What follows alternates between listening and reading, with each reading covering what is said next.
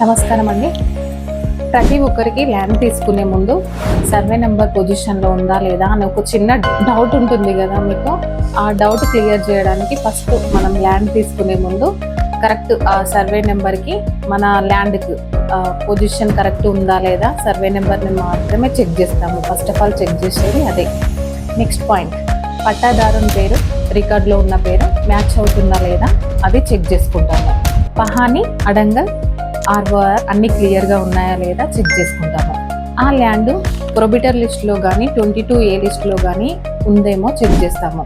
Next point, EC ఎన్కంబరెన్సీ certificate క్లియర్గా ఉందా లేదా చెక్ చేస్తాము.